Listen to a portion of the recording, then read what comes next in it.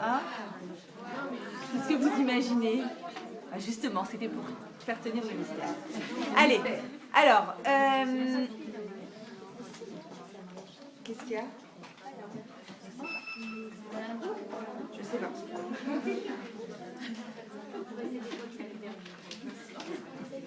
Alors, cette semaine, j'avoue. Vous êtes à fond ou pas? À fond. Vous n'allez pas vous endormir là en cours, genre on a frotté toute la journée, hein?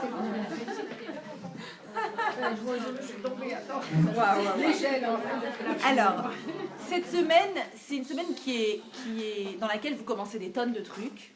Et à la fin, vous ne les finissez pas, n'est-ce pas ou pas? On est d'accord ou pas? On commence, on s'arrête, on va ailleurs, on commence, on s'arrête, ça marche pas. Un peu la déprime. Bonsoir.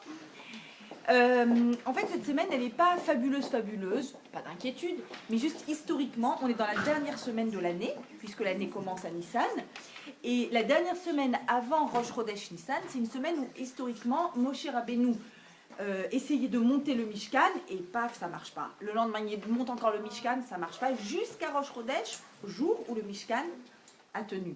Et les Midrash nous dit les Leitzané adorent, c'est-à-dire les moqueurs, comme quoi il y en a toujours eu, les moqueurs, ceux qui sont là et qui te regardent, et qui font « j'en étais sûre, ah ouais d'accord, ah t'avais cru, hein. C'était évident que t'allais rater, attends, P1 toi, non mais attends, vous connaissez les... Hein? Donc, les Leitzané adorent, ils regardent Moshe, ils rigolent, il fait ah ouais d'accord, tu croyais lier le fini et l'infini, tu pensais que ça allait marcher, lol. Ils lui font un grand lol, sauf qu'à Rosh Chodesh, ça marche. Donc c'est une semaine, cette semaine, où on fait des tonnes de trucs, et on se dit pourquoi ça marche pas, c'est la fin de l'année, c'est normal, on n'en peut plus, on est essoufflé. Rosh Chodesh arrive, à partir de Rosh Chodesh, vous allez voir comment ça va le faire. Alors il y en a qui me disent, évidemment, parce qu'on est stressé, on se dit plus que 2 semaines, oui mais pas que, ça marche vraiment. À partir de Rosh Chodesh, c'est Rosh Chodesh Nissan, c'est Rosh Chodesh du miracle, et donc, bonsoir. Et donc, il va y avoir plein de choses miraculeuses. Vous vous souvenez, la semaine dernière, on avait ouvert en disant que dans la Gemara, on se pose la question, est-ce que l'année commence à Rosh Hashanah, ou bien est-ce que Rosh Hashanah, c'est à Rosh Chodesh Nissan? Et on avait expliqué que finalement, la question, c'est une question d'ordre philosophique, c'est-à-dire, est-ce que le jour anniversaire de ma naissance, c'est quand je suis née physiquement, corporellement, ou est-ce que quand j'ai pu renaître, quand j'ai réussi à trouver un nouveau potentiel en moi, un nouveau souffle de vie, quelque chose qui m'a donné l'énergie de ne pas rester inerte, de ne pas me dire que je suis un arbre sans vie, que je suis un arbre qui va pouvoir refleurir, redonner des fleurs, redonner des saveurs, des couleurs, des odeurs et des goûts, et que en réalité, je vais pouvoir faire sortir quelque chose de nouveau à partir de la même réalité. C'est la force de Rosh Chodesh Nissan.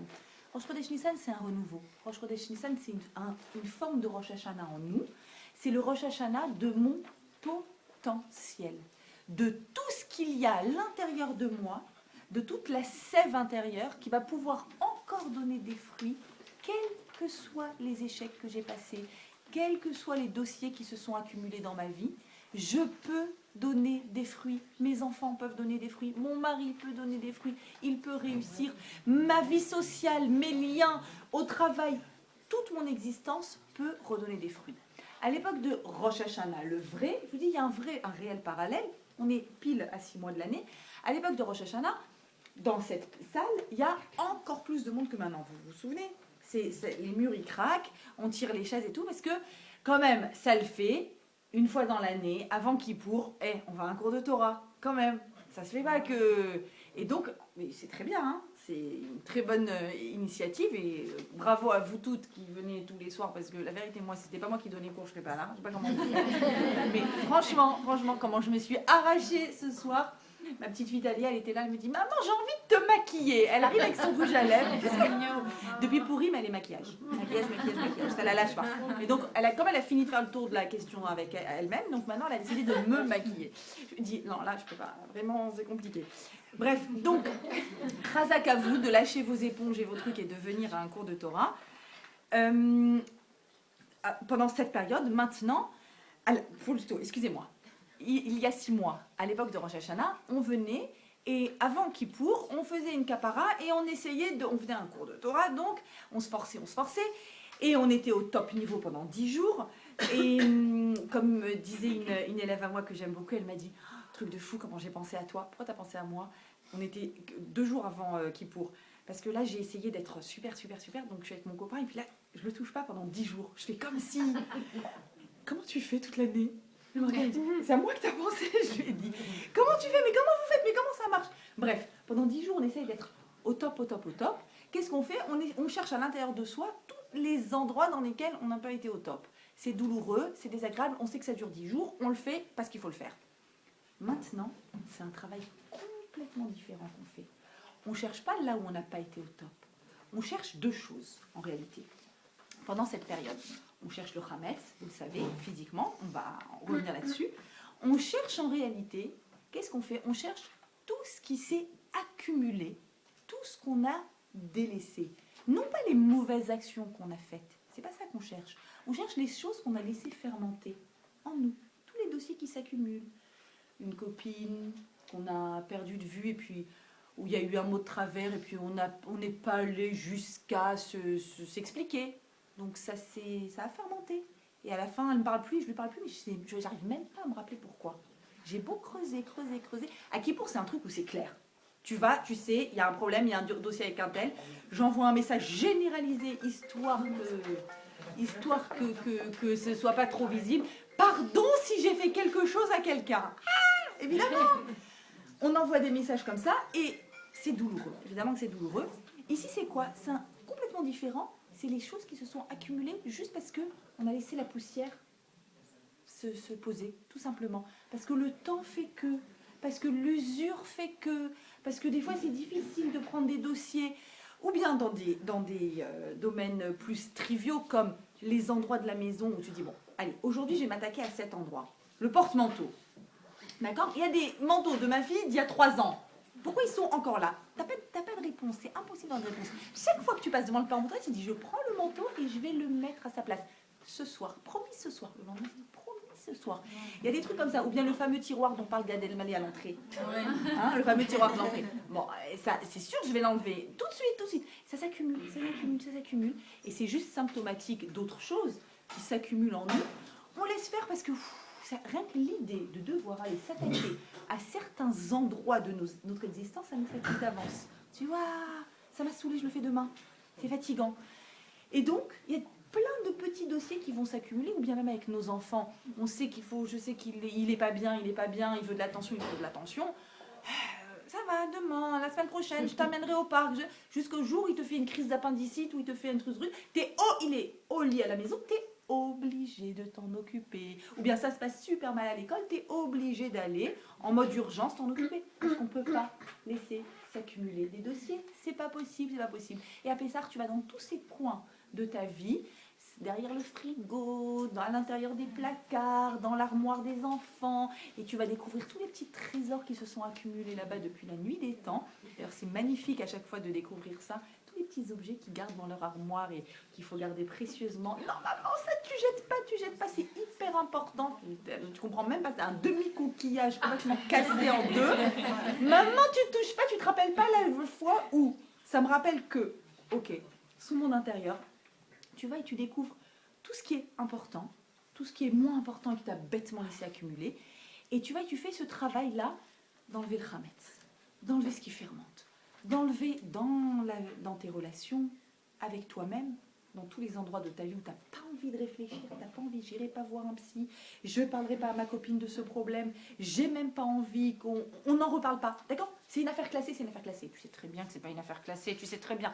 Tu mets de côté, et à Pessar, tu es obligé d'aller t'occuper de toutes les affaires qui n'ont pas été classées, que ce soit dans la maison ou que ce soit à l'intérieur. Et la deuxième chose que tu cherches forcément dans cette période-là, entre le 1er Nissan et le 15 Nissan, la deuxième chose, c'est que tu cherches chez toi, chez l'autre, partout où tu peux, un potentiel qui va te laisser envisager un avenir meilleur. Parce que c'est bien beau l'accumulation, c'est bien beau de se dire je vais aller m'attaquer à tous ces dossiers-là, à tous ces éléments-là dans mon existence, mais si j'ai pas réussi jusqu'à maintenant, pourquoi j'y arriverai?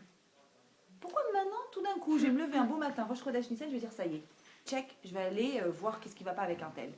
Je vais aller m'occuper de cet enfant. Je vais aller régler mon problème relationnel avec un tel. Je vais m'occuper de ma fameuse jalousie qui me bouffe de l'intérieur et j'en peux plus. Pourquoi je suis tellement jalouse? Pourquoi je suis tellement jalouse à chaque fois? Pourquoi est-ce que je vais réussir maintenant, Rosh Chodesh Nissan? Ça fait des mois, que des années que je vis avec moi-même et que j'essaye de m'habituer à moi-même. Rosh Chodesh Nissan arrive et je vais tout d'un coup m'attaquer à cette accumulation. Qui dit que je vais y arriver? C'est quand Rosh Chodesh Nissan? C'est ce Shabbat. Ce Shabbat. Une date exceptionnelle. Soyez au rendez-vous, soyez au rendez-vous.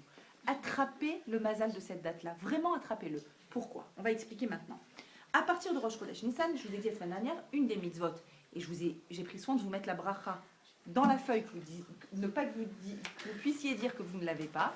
Donc à partir de Rosh Chodesh Nissan, mais c'est faisable tout le mois de Nissan, on va faire la fameuse Birkat Hailanot. Une bracha magnifique sur la nature qui est en plein réveil. 2 arbres fruitiers, 2 fruitiers qui sont en fleurs, pas des arbres en fleurs, pas fruitiers, des arbres donc qui vont donner des fruits, ils n'en donnent pas encore, ça sera après Shavuot les fruits. Pour l'instant, ils sont en fleurs. Quand tu vois 2 arbres fruitiers en fleurs, Hachem te dit, vas-y, remplis-toi de cette vision, remplis-toi de cet arbre en fleurs, parce que cet arbre en fleurs, ce qu'il doit renvoyer à l'intérieur de toi comme image, c'est quoi? C'est que tout est possible. Tout. Pour l'instant, ce n'est pas des fruits que tu vois. Ce ne sont que des fleurs magnifiques, de toutes les couleurs, de toutes les odeurs. Il était vide cet arbre. Il te disait à quel point tu avais l'impression à chaque fois que tu passais devant que l'inertie, ça y est, c'est mort. Vous connaissez cette fameuse expression que je déteste? Normalement, c'est mort. C'est mort. Tant qu'il y a la vie, c'est pas mort, justement. Cette apparence mort de l'inertie, de l'arbre, du vide de cet arbre, te fait penser que dans ta propre existence, il y a peut-être des endroits qui sont morts. Il y a peut-être des endroits qui ne changeront pas. Pourquoi ça changerait? Pourquoi mon Shabbat, il aurait l'air différent? Pourquoi ma Simcha, elle aurait l'air différente? Pourquoi mon lien avec ma sœur serait différent? Ça fait des années qu'on se chamaille, ça fait des années que ça ne fonctionne pas. Qu'est-ce qui va faire que tout d'un coup, ça va être différent? Cet arbre en fleurs doit réveiller en toi la capacité de voir quelque chose qui est invisible. Je veux que tu puisses voir un potentiel. Une fleur, c'est pas un fruit. Une fleur, c'est qu'une fleur, mais c'est l'espoir d'un fruit. La fleur, étonnamment, se transforme en fruit. Étonnamment. Et à la date où tu fais la bracha, tu vois quelque chose. Ce n'est pas comme à Toubishvat, c'était hyper dur à Toubishvat, de fêter la nature quand il n'y a rien, quand tout est figé. C'était un réel travail d'Emouna, d'imaginer la sève à l'intérieur. Maintenant, le travail est moins difficile. Tu vois quelque chose, il y a déjà une fleur. Ah, c'est pas un fruit. Qu'est-ce que tu veux que je fasse avec une fleur? Moi, je veux un fruit. Moi, je veux du réel. Moi, je veux du concret. Moi, je veux qu'il y ait quelque chose qui change dans ma vie. Moi, je veux qu'Hachem me fasse un clin d'œil. Moi, je veux que la Parnassa s'ouvre. Moi, je veux que la Simcha s'ouvre. Moi, je veux que le Mazal s'ouvre. Je veux un signe. Une fleur, une petite fleur, c'est déjà un signe. Rosh Chodesh Nissan, c'est la première mitzvah que la Torah me donne quand je suis en Égypte. Je ne suis pas sortie d'Égypte, je vais sortir d'Égypte le 15 Nissan historiquement. La première mitzvah, avant même le don de la Torah, c'est HaChodesh Hazeh, Lachem. Ce mois-là sera pour vous Rosh Chodeshim, le premier des mois, c'est-à-dire le renouvellement. La capacité de renouveau, c'est quand? C'est à Rosh Chodesh Nissan. Il n'y a pas de plus grand miracle que de croire en la possibilité d'un changement chez soi, chez son enfant, chez l'autre, chez son ami. C'est le plus grand miracle. C'est pourquoi, dans le mot Nissan, il y a le mot Nes. Parce que la nature de ce mois est miraculeuse. C'est le mois où tout changement est possible. Même dans les endroits les plus poussiéreux de ton existence, le changement est possible. Je me souviens plus qui, c'est kabbalistique, c'est ésotérique, je m'excuse, c'est pas mon habitude, mais là, je vais un tout petit peu déroger à la règle. Qui dit, je me souviens plus, il faudrait que je vois dans mes notes, que le jour de Rosh Chodesh Nissan, il y a des anges qui sont mémounim, responsables, Hachem leur donne la responsabilité de notre mazal. Le mazal, c'est quoi? C'est ce qui est nos ailes, c'est ce qui coule d'en haut vers le bas. Notre mazal est fixé au niveau du conjoint, au niveau de la parnassa et au niveau de la santé. C'est les 3 éléments qu'Akadosh Baruch Hu nous fixe. Évidemment qu'on a un champ de liberté à l'intérieur de ça, mais c'est des choses qu'Hachem fixe pour nous. Il y a des malachim. Il y a un changement de mishmeret, je suis obligée de faire ce jeu de mots, il y a la relève. Il y a la relève le jour de Rosh Chodesh Nissan. Je ne sais pas ce que ça veut dire. Sincèrement, je ne sais pas ce que ça veut dire. Ce sont des écrits qui sont kabbalistiques, ésotériques. Il y a des nouveaux malachim qui viennent et qui sont responsables de ton mazal à Rosh Chodesh Nissan. Je pense que c'est une façon de nous dire, si ton mazal, tu le sentais fixé et figé et que ça ne bougeait pas, sache qu'à Rosh Chodesh Nissan, il y a un truc qui bouge dans ta vie. Sache qu'il y a quelque chose d'autre qui peut couler sur toi. Au moment où on fait Birkat Haïlanot, au moment où on s'imprègne de ce renouveau à l'intérieur de l'arbre en fleurs, à l'intérieur de cette capacité de changement de potentiel et de donner des fruits nouveaux, quand on s'imprègne de ça, encore, excusez-moi, c'est le dernier de la journée, le Hari Akadosh, le Harizal, vous pensez bien que ça ne va pas être cartésien ce que je vais vous dire, mais c'est tellement fort et tellement profond. Le Hari Akadosh dit la chose suivante. Quand je viens devant l'arbre, à Rosh Chodesh Nissan ou après, et que je fais cette fameuse bracha écrite ici, dans laquelle je dis « Shelo chiser beolamo klum » Hachem, je me remplis de cette certitude qu'il n'y a pas de manque. Peut-être que je sens que je n'ai pas encore ce dont j'ai besoin, mais il n'y a pas de manque. Ça va venir, ça va arriver.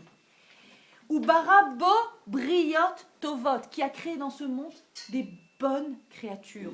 Veilanot tovot, et des bons arbres. Venaot, et agréables. Pourquoi tu as créé tout ça, Hachem? Pourquoi? Kede lehanot bahem bene adam, afin de réjouir, de créer du kiff, de la jouissance aux individus. Pourquoi toutes ces couleurs?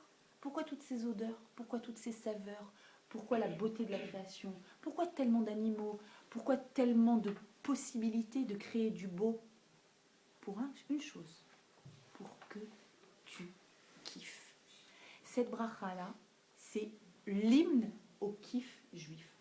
Et si la chrétienté est d'une certaine façon austère, et prône l'ascétisme, et le vœu de je ne sais quoi, et chasteté, la Torah, elle est là, elle te dit, je t'en prie, est-ce que tu peux liker le monde? Hachem, il te dit, tu likes le monde? Je te promets, moi là-haut, je te like. Moi, je te like. Moi, je te like. Il n'y a qu'une seule raison pour laquelle j'ai créé un monde aussi beau, un monde avec de telles saveurs, c'est pour que tu viennes et que tu dises, Hachem, je te like. Trop beau. C'est vraiment la volonté de se réjouir. Et le Hari Akadosh dit quoi? Il dit qu'au moment où je me remplis j'ai envie de dire, de cette piqûre antidépressive. C'est une réelle piqûre antidépressive, parce que la dépression, c'est l'inertie. Et là, je suis en train de me remplir de quoi? De la capacité de changement, de la capacité de potentiel, de la capacité de fleurir et de donner des fruits. Waouh! C'était mort et ça revit. Magnifique! C'est une piqûre antidépressive. Cette piqûre-là, quand je me remplis de ça, dit le Hari Akadosh, excusez-moi de la non-rationalité de ce que je vous dis, il dit que les neshamot de nos ancêtres, ça leur apporte un tikkun, une réparation. Ça répare au niveau des neshamot de notre généalogie. Pourquoi? Parce que qu'est-ce qui empêche nos ancêtres, quelque part, d'avoir de la chalva, de la sérénité? C'est que eux ont donné des fruits. Moi, j'arrive à un moment, dans l'histoire des siècles, je suis un fruit de mes ancêtres. Et en tant que fruit de mes ancêtres, si je ne sais pas me réjouir, avoir du plaisir, liker la création, alors mes ancêtres disent, mais mes fruits ne savent pas profiter des fruits. Mes fruits n'ont pas de plaisir. Tout ce que je veux, c'est donner des fruits. Qui donnent des fruits? Qui ont du plaisir en voyant des fruits, qui ont des saveurs, qui ont des goûts et des odeurs, qui ont du plaisir à voir la création. Si je me remplis de ce plaisir, si je me mets cette piqûre antidépressive, qu'est-ce qui se passe? Je donne une raison d'être, tout simplement, au fait qu'il y a une généalogie et des fruits ont donné des fruits. Et je veux perpétuer ces fruits. Je veux perpétuer ce chant de la vie et ce champ de la capacité au changement. C'est ça en réalité. Je suis en train de dire, non, je ne suis pas inerte. Non, je ne suis pas la même personne que l'année dernière. Non, je ne suis pas vouée à avoir les mêmes rancunes, les mêmes jalousies ou les mêmes difficultés relationnelles. Je suis capable de voir la vie autrement. Je peux la voir autrement. Cet arbre m'a renvoyé cette image-là, que je peux voir les choses autrement. Le Rav Wolbe dit, dans le Haléchour, que, on va le lire ensemble.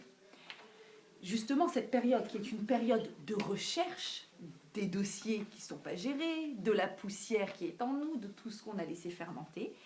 Alors Rav Wolbe dit, et toute personne qui cherche avec soin le Hametz, qui ne le fait pas de façon superficielle, bon, ça va. Et c'est vrai que souvent on entend les cours, en tout cas, qui sont faits pour les femmes, les cours de halachot dans cette période, c'est « Mesdames, détendez-vous. La poussière n'est pas du Hametz. » C'est vrai, je dirais pas le contraire. Je vais pas vous dire le contraire.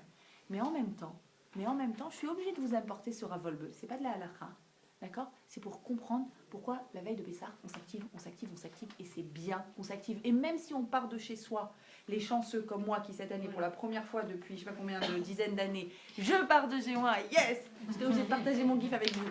Et bien quand même, c'est impossible de laisser les choses en état. C'est impossible. Rav Wolbe me dit, toute personne qui ne le fait pas de façon superficielle, son intériorité se réveille. Nefesh, l'intérieur, se réveille.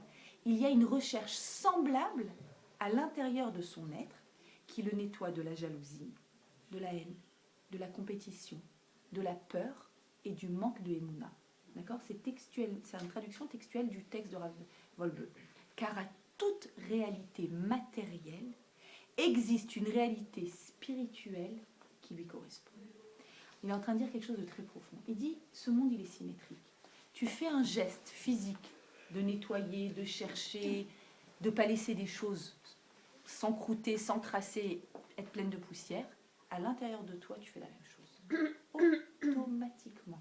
C'est pas possible que tu ailles dans un coin de ta maison et que tu ailles ramasser tout ce qui s'est entassé et que tu ne fasses pas en parallèle à l'intérieur de toi le travail d'aller ramasser ce qui s'est entassé.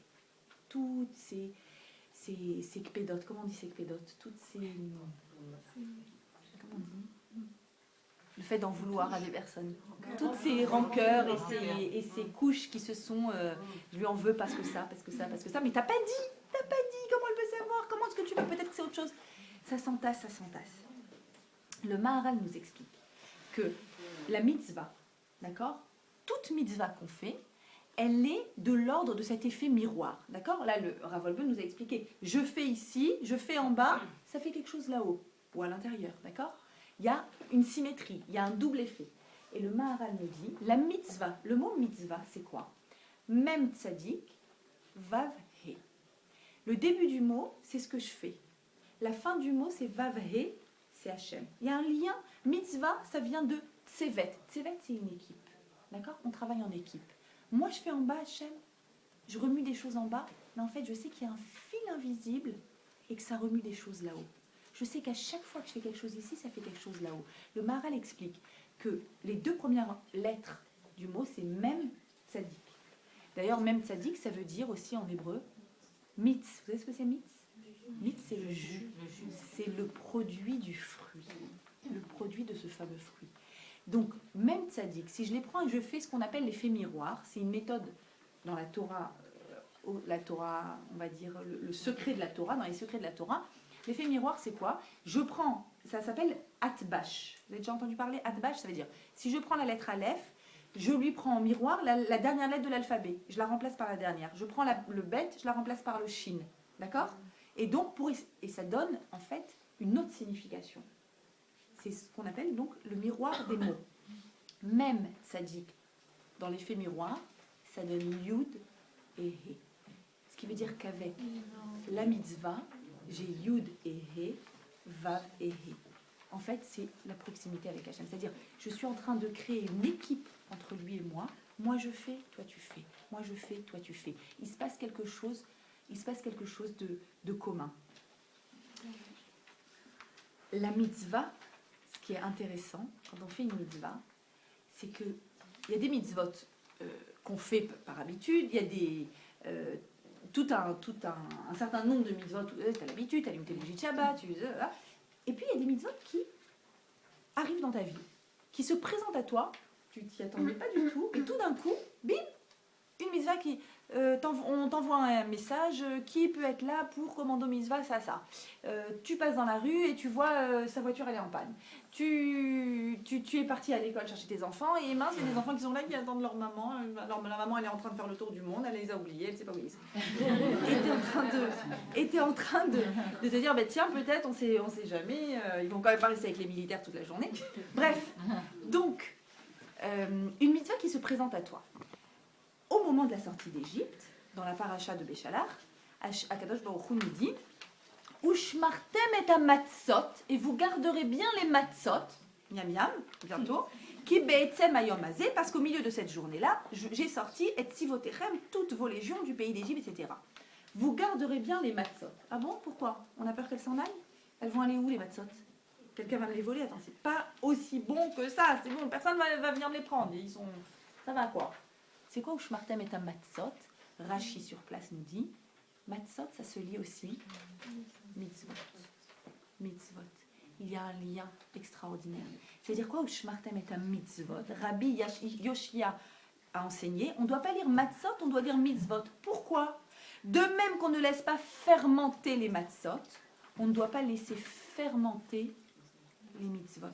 Lorsqu'une mitzvah se présente à toi, saisis-la et accomplis-la de suite. Qu'est-ce qu'on est en train de dire? On est en train de dire que quand une mitzvah se présente à nous, en réalité, c'est une occasion que tu as de décrasser la poussière. C'est une occasion que tu as, c'est pas par hasard qu'elle s'est présentée à toi à ce moment-là. Particulièrement, celle-là est particulièrement à toi. Il y a quelque chose que tu peux peut-être décrasser à travers cette mitzvah, matzah. Une mitzvah, c'est quelque chose qui ne se fermente pas. C'est quelque chose qu'on ne laisse pas attendre. D'ailleurs, combien de fois, des fois, on dit oh là là, il faut faire. Qui peut envoyer un. Combien de fois ça m'arrive? Qui peut envoyer un repas à telle dame qui a accouché, l'idée d'accoucher la veille de Pessah? Allô, hein, elle avait qu'à se retenir, on est d'accord quand même. Franchement, combien de fois était là et tu dis bon, je vais répondre, mais bon, dès que j'ai fini ça. Et à la fin, quand tu décides de répondre, je vous assure, ça m'est arrivé plusieurs fois. Bon, je ferai bien un petit poulet pomme de terre parce qu'il ne faut pas exagérer non plus.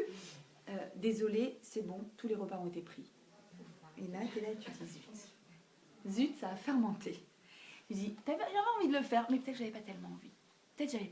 Parce que si vraiment j'avais eu envie de me dire que je vais pouvoir aller dépoussiérer ce coin-là de ma vie dans lequel je déteste faire à manger, que ce soit pour moi ou pour les autres, vous imaginez, je déteste.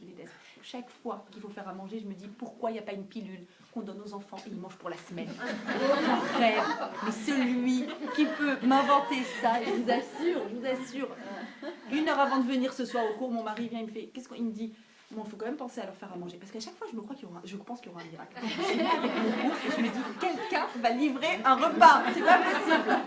À chaque fois, c'est le même délire qui me reprend. Et je suis là, et je me dis, qu'est-ce que je leur fais? Il n'y a pas 1001 solutions, quoi. Tu sais, tu connais tes menus, tu connais ce que tu as dans... Non, à chaque fois, l'angoisse. Ushmartem et à matzot et à mitzvot. C'est une mitzvah de faire à manger à ses enfants. Je le dis à moi-même. Hein. Ne le prenez pas pour vous. Bref. Et donc du chametz. Passer du chametz à la matzah, c'est quoi comme cheminement? Passer de quelque chose qui fermente vers une matzah, c'est quoi? Vous voyez que entre le mot chametz et le mot matzah, il n'y a pas une grande différence. C'est les mêmes lettres. Pratiquement. D'ailleurs, dans la réalité, il suffit d'une seconde de plus, d'une minute de plus, d'accord? Après les 18 minutes, bim, t'es dans le chametz. Ça ressemble encore à une galette, mais t'es dans le chametz. Au niveau du mot, entre chametz et matzah, il y a quoi? Dans un cas, il y a un chet, et dans un cas, il y a un he. Quelle différence? Sinon, les autres lettres, c'est les mêmes. Entre le chet et le he, à part que, même dans la graphie, il manque un tout petit peu entre le chet et le he. À part ça, en réalité, entre le he, c'est 5, et le chet, c'est 8. Il y a 3 éléments différents. C'est quoi? Nous disent nos sages, c'est les 3 fameux éléments qui font, nous dit la Mishnah dans la vote, qui font sortir l'homme du monde. C'est quoi? C'est une symbolique très forte, évidemment. C'est un langage codé. C'est quoi se faire sortir l'homme du monde? Motziet Adam mina olam, il y a 3 choses. Il y a 3 choses qui font dans la vie que tu fermentes. Tu t'auto-fermentes. D'accord? Tu sens la levure à force de fermenter. C'est quoi? Quelle chose? Akina, la jalousie. Atahava, les pulsions. Ve'akavod, et le désir d'honneur. C'est quoi? C'est elle a pris ma place, l'honneur. D'accord? C'est ma place, c'est ta place. Non, c'était à moi de faire ce dossier au boulot. Je suis désolée, c'est pas normal qu'elle ait pris ce dossier. Ou bien, pourquoi c'est tout le temps elle qui est invitée chez maman et pas moi, hein? C'est mon tour d'y aller quand même. Il n'y a pas d'âge hein, pour ce genre de réflexion. Donc les problèmes de place, les uns plus que les autres. Problème de pulsion, ai-je besoin d'expliciter? D'accord? Le fait que un désir immense qui fait que le réel n'est pas l'idéal que tu aurais aimé. Ah, j'ai parlé des places à la maison, ça y est. Hein, vous êtes en train de vous régler des comptes. Qui va chez maman se sidère. Ok, j'ai compris.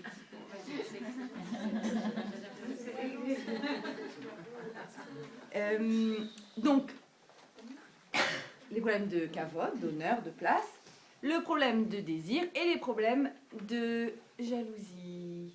Dire du mal de l'autre et pourquoi, et c'est pas normal, et voilà, tout ce qui est autour de pourquoi elle et pas moi. Pas au niveau de la place, au niveau même de ce que Hachem a donné à l'autre. Pourquoi elle est fiancée, moi je suis pas fiancée, pourquoi elle a un boulot, j'ai pas de boulot, pourquoi elle réussit à se faire des copines et moi je suis tout le temps là derrière. D'accord? Donc ces trois éléments-là sont des éléments qui font que justement on n'arrive pas. Pourquoi est-ce qu'ils s'installent ces trois éléments-là? Si vous les analysez, ça pourrait faire l'objet d'un cours entier. Ces trois éléments-là viennent du fait que tu n'arrives pas à voir le potentiel qui est en toi. Tu n'arrives pas à faire sortir ce potentiel. Tu as l'impression d'être inerte. Tu as l'impression que si c'était comme ça continuera à être pareil. Et tant que tu es convaincu de ça, en effet, alors il ne te reste plus qu'à regarder à droite et à regarder à gauche. Et là, la Torah, elle vient, elle te recentre vers toi, elle te dit, vas-y, trouve-le, ce potentiel. Comment est-ce que je fais pour faire émerger, où je suis, pour faire émerger ce potentiel? Alors,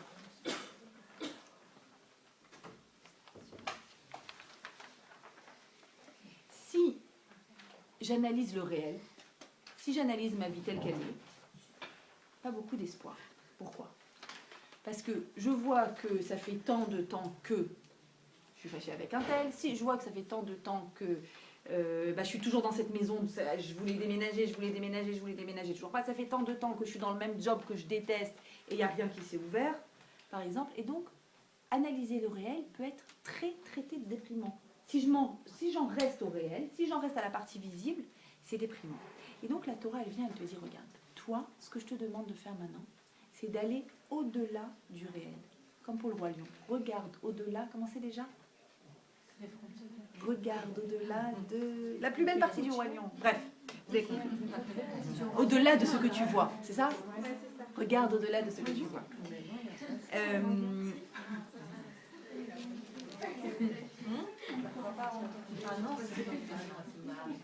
Comme quand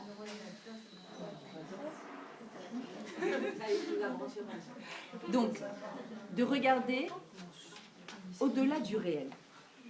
C'est cette mitzvah-là qui nous a permis de sortir d'Égypte, comme je vous ai dit tout à l'heure, à Chodesh Hazelachem. Rappelez-vous qu'ils ont sanctifié le nouveau mois, le mois de Nissan, à quel moment? Quand ils étaient encore pendant 15 jours en Égypte. Ils allaient être encore 15 jours. Ils ne savaient pas qu'ils allaient sortir. Nous, on le sait, on est après, facile. On dit, évidemment, 15 jours après, ils sont sortis d'Égypte. Coucou, bienvenue.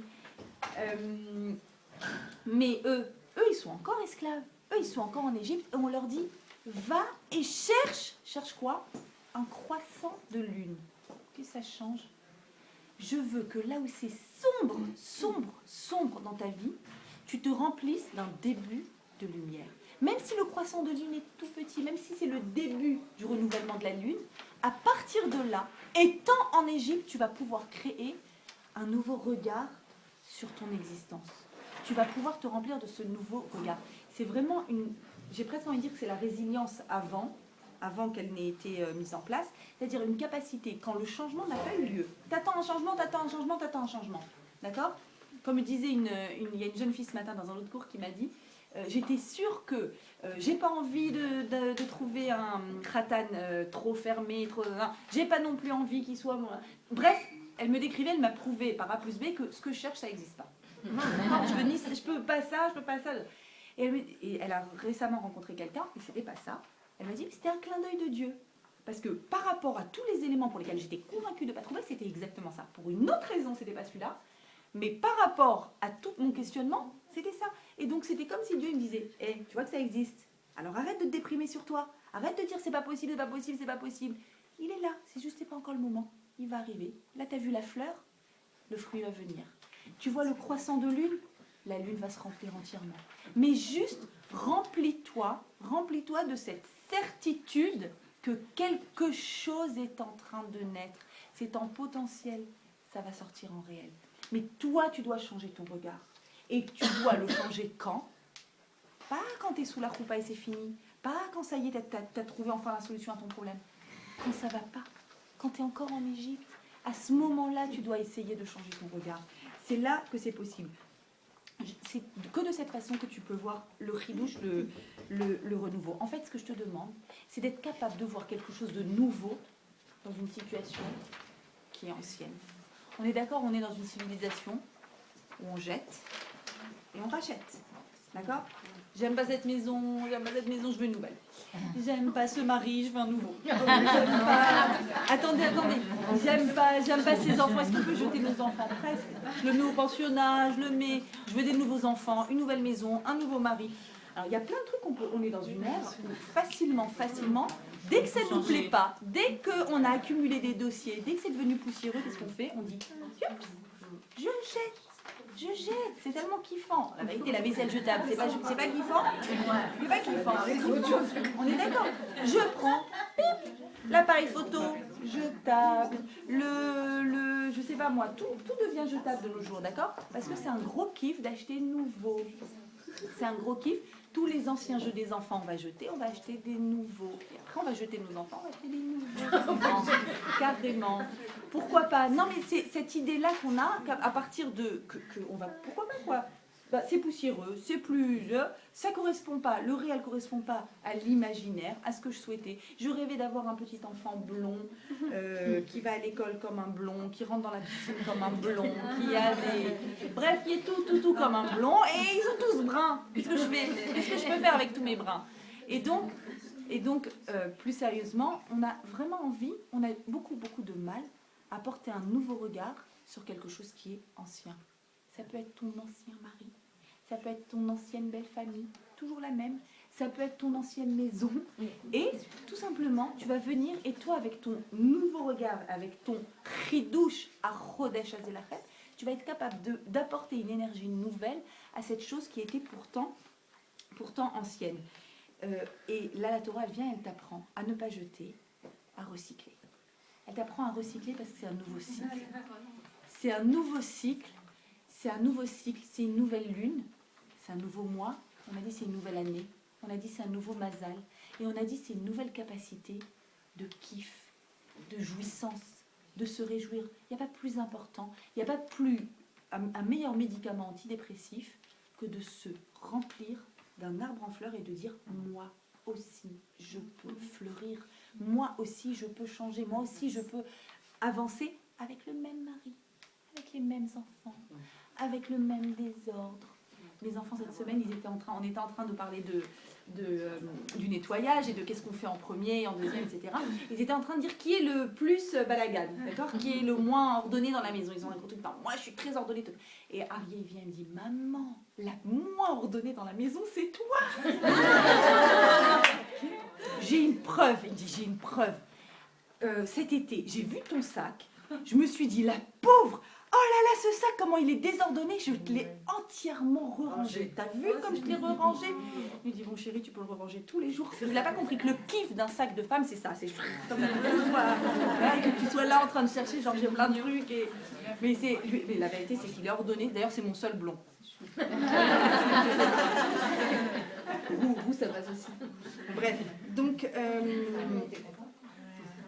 cette capacité à voir quelque chose d'invisible, cette capacité à recycler, cette capacité à porter un regard nouveau sur quelque chose d'ancien, on doit dire, la vérité, c'est très féminin. Et c'est pas par hasard, si nous les femmes on est plus actives dans le ménage de Pessah, c'est vrai qu'on râle et qu'on aime râler, c'est fait, mais c'est pas par hasard, il y a quelque chose dans l'être féminin qui lui donne cette capacité à porter un regard nouveau. apporter un regard nouveau et à être capable de voir le potentiel. Je vous donne des exemples. Tu visites un appart. Maintenant, l'appart, il y avait écrit à retaper. Tu savais qu'il était à retaper. Tu arrives avec ton mari. Et lui, il fait le tour de l'appart. Il dit, bon, viens, on y va. T'as vu les odeurs? C'est horrible. Mais c'est quoi cette cuisine? Mais quoi, les toilettes, faut passer par la salle à manger pour aller aux toilettes. Il a vu noir. Viens, on y va. Et toi, tu es là. Tu dis, attends. J'enlève ce mur. Je le mets là. Je déplace les toilettes. Je mets la cuisine dans la chambre des enfants. Je mets la chambre des enfants en mezzanine, au-dessus de... En 2 secondes, tu es là, dans ta tête. Claire. Lui, il est là, il te regarde, il fait, elle est folle. Elle est folle. C'est pas possible. Comment de ça, tu peux faire quelque chose de mieux? Une autre version améliorée. C'est une vraie capacité qu'on a à pouvoir voir quelque chose qui n'est pas de l'ordre du visible, qui est de l'ordre du potentiel chez nos enfants. Regardez comment on le fait avec intelligence. Et c'est très étonnant de voir à quel point on a beaucoup de mal à faire ce même effort-là, de voir autrement chez nos maris, et on ne le fait pas comme chez nos enfants. Chez nos enfants, tu vas à la réunion de parents d'élèves. Je me prépare, c'est demain. Au secours. Tu vas à la réunion de parents d'élèves et on te dit, écoutez, peut-être aller voir une orthophoniste, il y a quand même une certaine lenteur, il faut le temps qu'ils sortent ses affaires, le temps qu'elle... Et ils sont là à te dépeindre, et tu es là et tu écoutes, oui, un grand sourire, tu écoutes, tu rentres à la maison. Maman, alors, mes professeurs, qu'est-ce qu'ils ont dit? Je ne sais pas ce qu'ils ont dit, mais toi, tu es le futur plus grand cardiologue de Paris. J'ai décidé. Et plus on vient et on te dit que on ne sait pas, peut-être, on le trouve agité, il regarde beaucoup par la fenêtre. On m'a fait ça sur chacun de mes enfants. Pourquoi votre enfant regarde tellement par la fenêtre? J'ai envie de dire parce que vous êtes inintéressante. Et quand c'est inintéressant, c'est beaucoup plus intéressant à l'extérieur. Les enfants, ils écoutent les gens intéressants. Sérieusement. Non, mais c'est un truc de fou. À l'extérieur, c'est intéressant. Il y a des oiseaux. Ce que Dieu a créé, c'est vachement plus intéressant.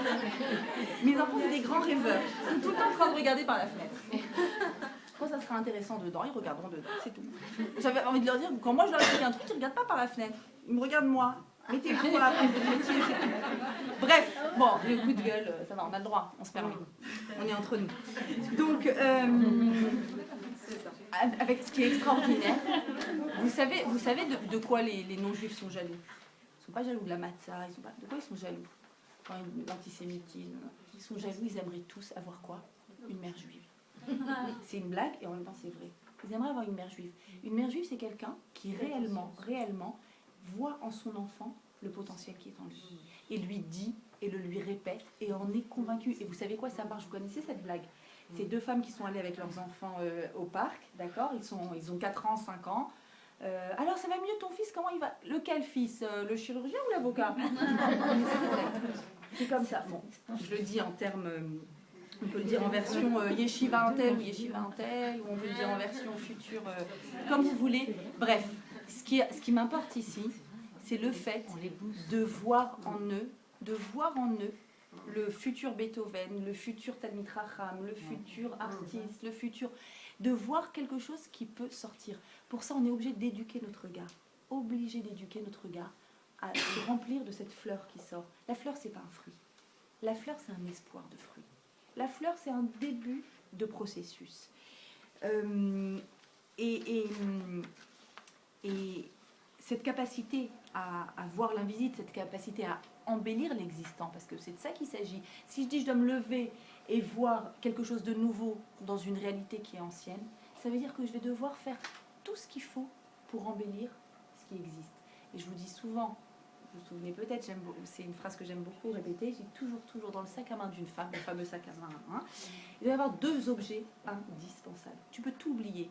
Tu peux oublier ton permis, tes clés, ton truc, tout. Il y a 2 trucs que tu n'as pas le droit d'oublier. Le sidour, évidemment. Parce que le sidour embellit ton existence. Parce que prier, c'est dire Hachem, je sais que ça peut être mieux. Et la deuxième chose qui embellit ton existence, c'est un rouge à lèvres. Obligatoire. Ou mascara, ce que vous voulez. Pourquoi est-ce qu'on se maquille? Pourquoi est-ce qu'on décore nos maisons? Pourquoi est-ce qu'on arrange? On veut tout simplement, avec le même existant, on veut voir plus, on veut voir mieux. On veut passer en version supérieure. À propos d'embellissement et de sidour, je suis obligée de vous partager cette expérience. Il y a un truc qui m'est passé par la tête, ne me demandez pas. Mercredi soir, à 20h, 22h, je décide, bon, demain c'est la Iloula du Noam Elimelech, Rabbi Elimelech de Lijansk dont je vous ai parlé la semaine dernière, je vais demain en Pologne. Comme ça, un truc qui te prend, c'est inexplicable, bref.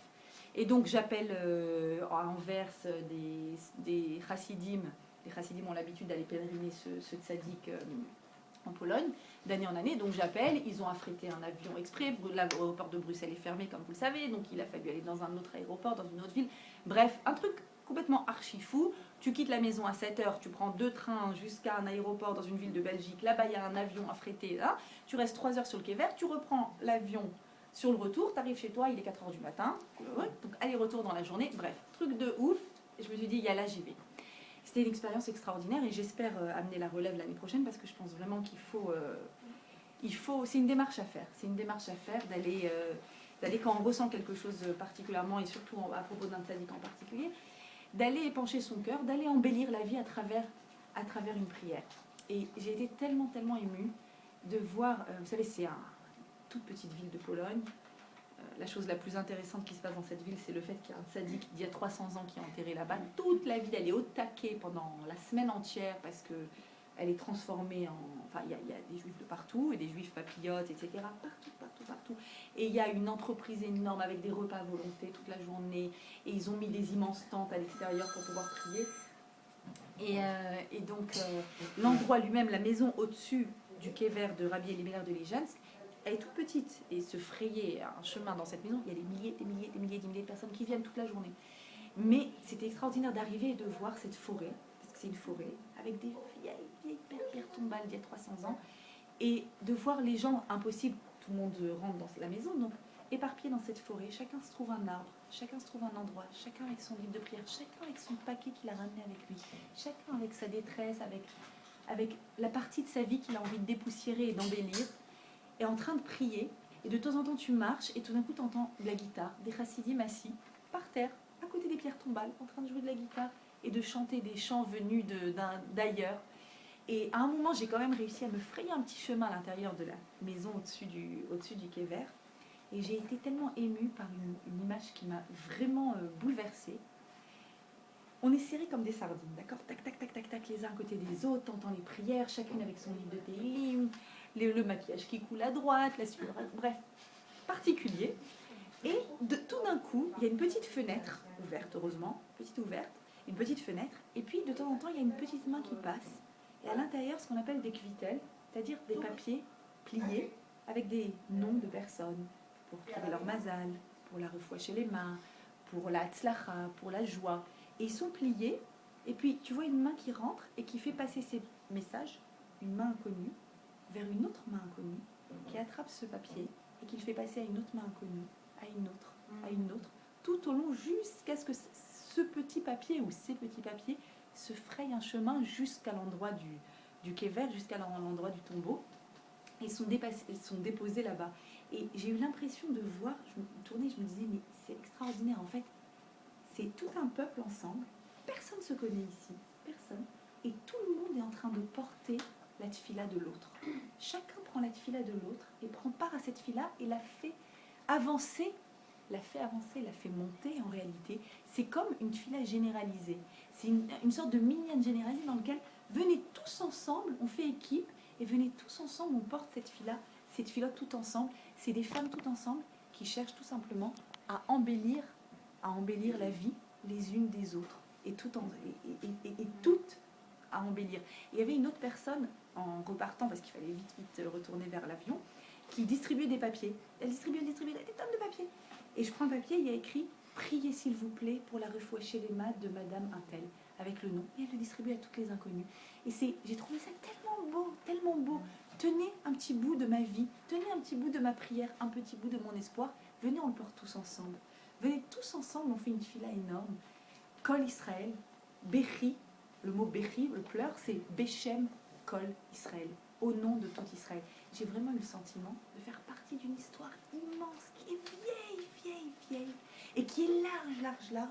Et chaque personne, c'est un maillot indissociable.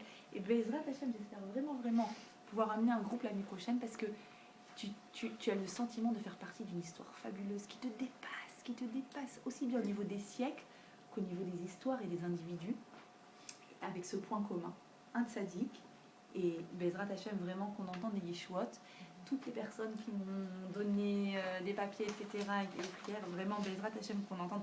Je pense qu'il va y avoir plein de mariages parce que toutes les petites jeunes filles d'ici, j'ai dit allez, hop, je veux la relève. J'envoie toutes les jeunes filles de secours, mais par contre, il faudra m'envoyer des nouvelles. Hein. C'est parti. Alors, la paracha de cette semaine, elle parle exactement de cette capacité féminine, entre autres, cette capacité féminine à pouvoir embellir, à pouvoir voir l'invisible, à pouvoir faire émerger quelque chose qui n'était pas là, à faire sortir quelque chose. La paracha de cette semaine, c'est la paracha de Tazria. Comme je vous parle de la paracha de Tazria parle énormément des notions de Toum'a et de Tahara, qui sont des concepts que je me refuse à traduire de façon banale comme étant pureté et impureté, d'accord, parce que c'est des concepts spirituels, donc ça ne veut rien dire. La Touma et la Tahara, c'est quoi? Globalement, la Touma, c'est l'emprise du corps, c'est-à-dire c'est le réel, la vie telle qu'elle est, et la Tahara, c'est la capacité de voir une version embellie. C'est l'espoir. La Tahara, c'est le corps et la Neshama. Le corps, c'est le réel, c'est le visible. La plus grande des Toumot, c'est la Toumat Met, c'est la mort, d'accord? La mort, c'est quand le corps a eu raison de tout le reste, quand c'est la fin du lien entre le corps et la Neshama. Et la Neshama, c'est quoi? Ça vient de Neshima. Neshima, c'est la respiration. C'est l'aspiration. La Neshama, c'est aspirer à autre chose. C'est le décalage entre le corps et la Neshama, c'est le décalage entre le réel et tout ce que je pense que je peux encore devenir. Tout l'embellissement que j'ai envie de voir. Tous mes espoirs, tout ce que je peux encore réaliser. La mort, qui est la fin de la vie, donc, c'est la déconnexion des deux, et c'est finalement figer le réel tel qu'il est, à cet instant précis. Et en réalité, la mort, c'est quoi? C'est l'aboutissement d'un processus qui commence des années avant, qui est le décalage entre ce qui existe et ce que j'aimerais qu'il existe. Chaque fois, c'est une petite mort. Chaque frustration, c'est une petite mort intérieure. J'aimerais que ce soit comme ça, non, mais c'est autrement. Alors j'accumule. Et la Tahara, c'est justement ce mouvement. La Torah te dit, tu peux faire ce mouvement de dépasser le réel. Tu peux dépasser le réel. Il y a une Toum'a que l'on connaît bien. Nous sommes les dernières femmes, nous sommes les dernières détentrices du principe de Toum'a et de Tahara. Quand on va au mikvé chaque mois, quand on va au mikvé régulièrement, qu'est-ce qu'on fait? On dépasse le réel. Parce que le réel, c'est ton corps qui te ramène à sa condition corporelle tellement criante, tellement réelle, à travers du sang carrément, qui te dit « Oh oh, je suis là, le temps passe, l'usure, le corps, la fragilité de l'être. » Et aller au mikvé, c'est justement faire ce mouvement vers quelque chose d'autre, vers un espoir, vers un lien, vers une union, vers une nouvelle histoire que tu es en train d'écrire. Qu'il y ait désir d'enfant, qu'il n'y ait pas désir d'enfant. La proximité est déjà, en tant que proximité, c'est déjà l'espoir d'un renouveau et d'un nouveau lien qui peut se créer, même à l'intérieur de soi. C'est dépasser sa condition corporelle pour aller vers quelque chose qui est plus que ça. Parce que le corps, il s'use. Le corps, il a raison de nous. Le corps est fragile. Et le corps nous rappelle à nous. Et si, justement, on n'écoute pas notre être intérieur, qu'est-ce qui se passe? Quand on essaye de ne pas écouter, on repousse, l'inconscient repousse.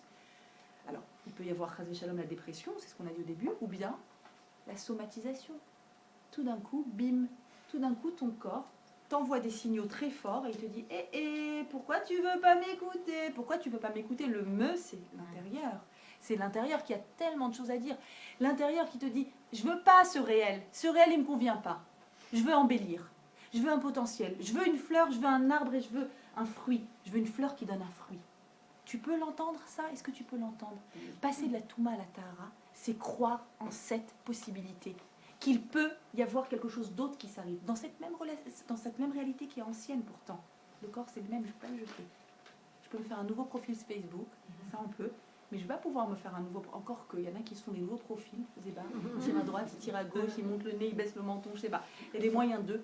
Mais voilà, tu sais très bien qu'à l'intérieur, tu peux changer la décoration autant que tu veux.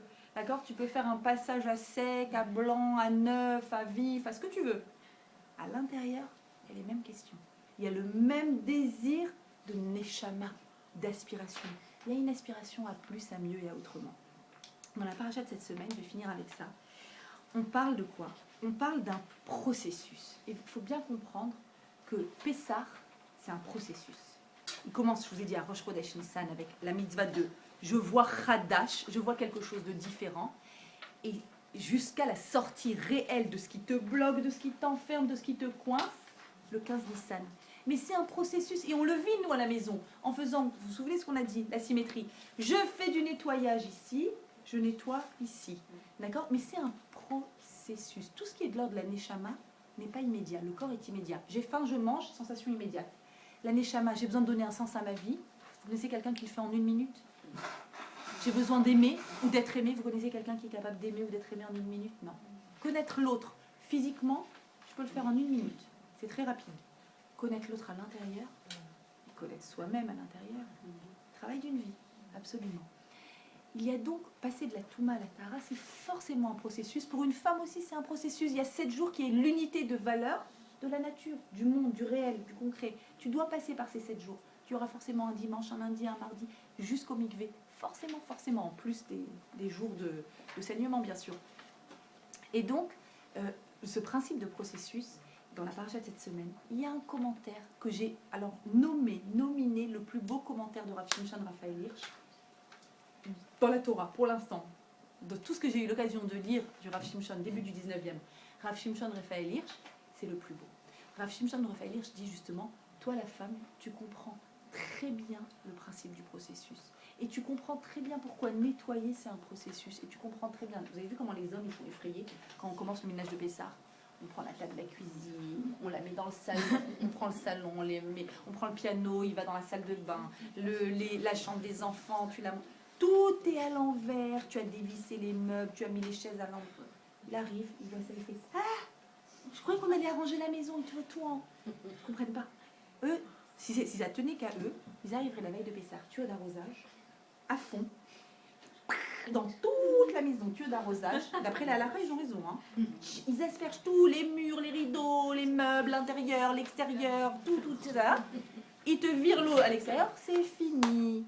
Parce que le processus est quelque chose qui est très, très, très étonnant pour un homme. C'est quelque chose qui lui est éloigné. Nous, on est là et on sait très bien que pour nettoyer, tu es obligé de tout faire. Comme nous, à l'intérieur, quand on se nettoie, il y a d'abord un gros balagan qui se met en place. Et Rav Shimshon Raphaël Hirsch dit quoi? Il dit que cette paracha, elle parle, je vous ai dit, de tout ce qui est Touma et Tahara. Et elle commence par Isha Kitazria, une femme qui enfante, un garçon puis une fille. Et étonnamment, vous le savez certainement, d'après la stricte dans la Torah, quand une femme a un garçon, qu'est-ce qui se passe?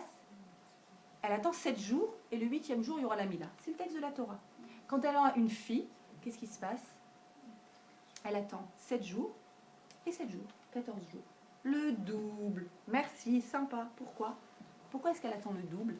La réalité dans la halakha, c'est qu'il faut attendre la fin des saignements après un accouchement pour aller au mikvé. Donc, en général, c'est pas 2 semaines. Mais pourquoi la Torah parle ici pour un garçon de 7 jours, 8e jour la Mila, 7 jours et encore 7 jours pour une fille? Et Rav Shimshon Raphaël Hirsch nous dit la chose suivante. C'est d'une profondeur et d'une beauté extraordinaire, et vous allez enfin comprendre pourquoi. Je vous ai dit, ma fille, toi aussi tu compteras. Toi aussi tu compteras et toi aussi tu embelliras. Parce que compter, c'est embellir. Compter, c'est faire partie d'un processus d'embellissement. Nous explique Rav Shimshon. Pour un garçon, 7 jours de Nida, c'est quoi? C'est passer de la Touma à la Tahara, parce que ton corps a vécu une expérience corporelle extrême. Extrême. Pour sortir de cette emprise de ton corps violente sur toi, comme pour sortir de l'emprise violente du corps quand tu assistes à un enterrement, où tout d'un coup la condition corporelle te tire vers le bas et il faut que tu remontes vers la neshama, vers l'aspiration, vers le mieux-être. Dans un accouchement aussi, après un accouchement, tu dois dépasser cette condition corporelle. Et donc 7 jours. 8e jour, travail du papa, quand même. Il était temps qu'il fasse un peu quelque chose. Travail du papa, c'est sa mitzvah à lui de l'amener vers la Mila. C'est sa mitzvah à lui. Et nous dit Rav Shimshon, quand il amène le bébé vers la Brit Mila, symboliquement, il dit à son enfant, mon fils, sois un homme. Sois un homme. À toi de devenir un homme, à toi de dépasser ta condition corporelle, à toi de dépasser les désirs et les pulsions. C'est son travail à lui, le chinour commence, l'éducation commence à ce moment-là. Et quand je mets au monde une fille, nous dit Rav Shimshon, il y a une symétrie. Les 7 premiers jours correspondent aux 7 premiers jours du garçon. Pareil, tu as vécu une expérience corporelle terrible, la même pour un garçon, tu dois te relever de ça, ça passe par ces 7 jours. Et les 7 suivants, il explique que c'est le parallèle du jour de la Mila chez un garçon. Quoi? C'est le chinour d'une maman vers sa petite fille qui commence ce jour-là. Elle a compté 7 jours pour sa propre expérience personnelle. Elle va compter 7 jours pour l'expérience corporelle que vivra dans le futur sa fille.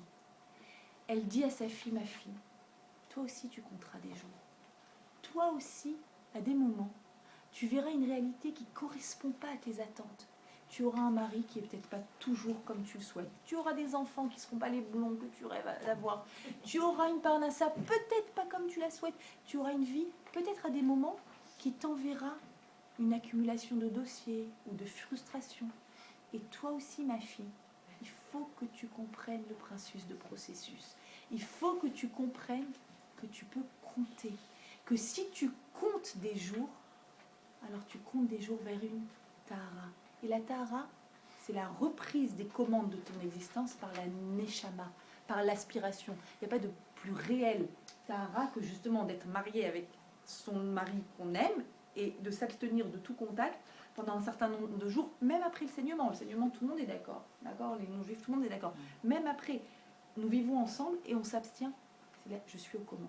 La neshama est aux commandes. L'aspiration d'une autre forme de lien qui n'est pas tournée vers l'immédiateté, vers la facilité, vers le plaisir, vers la simplicité du contact immédiat, mais qui est tournée vers autre chose, qui est tournée vers la possibilité de passer dans une autre version, la possibilité d'embellir, la possibilité de voir un fruit, de voir une fleur et de savoir que ce sera un fruit. Alors quand je mets au monde un fruit, un enfant, un bébé, un garçon, une fille, quand je mets au monde une fille, je sais que je mets au monde un être qui va être capable de voir l'invisible, qui va être capable de voir dans une réalité qui n'est pas toujours celle qu'elle souhaite, une possibilité de fruit, une possibilité de faire autrement. Toi aussi, ma fille, tu auras des fruits. Toi aussi, ma fille, tu compteras. Toi aussi, ma fille, tu feras Birkat Eilanot, tu feras la bracha sur un fruit, sur un arbre fruitier, et tu verras dans cette fleur ton futur fruit. Et ton futur fruit, c'est aussi ton futur fruit à toi. Ça sera la capacité que tu as à embellir ta vie avec quoi? Un sidour et un rouge à lèvres. Shabbat tov. Shabbat tov.